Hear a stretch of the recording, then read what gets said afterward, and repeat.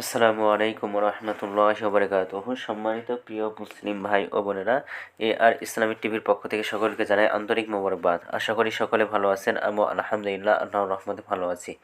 আজকে আপনাদের মাঝে আলোচনা করব নামাজের সময়সূচি সম্পর্কে। তো আজকে বৃহস্পতিবার 11 জানুয়ারি 2024 ইংরেজি, 27 পৌষ 1430 বাংলা, 28 জুমাদি উসানি 1445 হিজরি। ঢাকার মতো পার্শ্ববর্তী এলাকার নামাজের সময়সূচি তুলে ধরছি, তারপর অন্যান্য জেলা বিভাগগুলোর নামাজের সময়সূচিগুলো তুলে ধরবো। আজকে ঢাকার মতো পার্শ্ববর্তী এলাকার তাহাজ্জুদ এবং সেহরির শেষ সময় হলো 5টা বেজে 18 মিনিটে। আজকে ফজরের রক্ত শুরু হয়েছে 5টা 23 মিনিটে এবং শেষ হয়েছে 6টা 42 মিনিটে।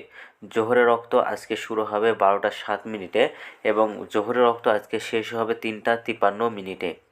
আসরের রক্ত আজকে শুরু হবে 3টা 54 মিনিটে এবং আসরের রক্ত আজকে শেষ হবে 5টা 28 মিনিটে।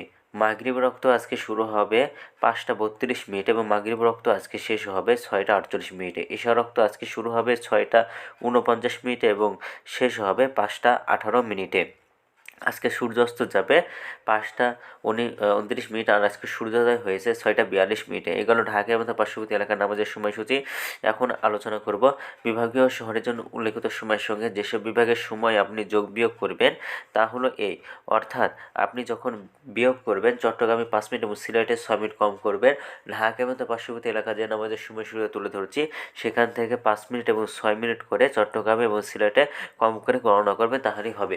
এবার যোগ করবেন খুলনাতে 3 minute, Rajshahi 7 minute, Rangpur 8 minute, Barishal 1 minute বেশি করবেন। ঢাকার মতো পার্শ্ববর্তী এলাকা যে নামাজের সময়সূচি তুলে ধরেছি সেখান থেকে 3 মিনিট, 7 মিনিট, 8 মিনিট, 1 মিনিট করে প্রত্যেকটা বিভাগে এইটুকের বেশি করে গণনা করবে, তাহলেই হবে। তো আজকের ভিডিওটি এই পর্যন্তই ছিল। আর এই সূত্রটা দিয়েছেন ইসলামিক ফাউন্ডেশন। ভিডিওটি যদি আপনাদের ভালো লাগে তাহলে অবশ্যই চ্যানেলটি সাবস্ক্রাইব করে পাশে থাকবেন। ধন্যবাদ সকলকে।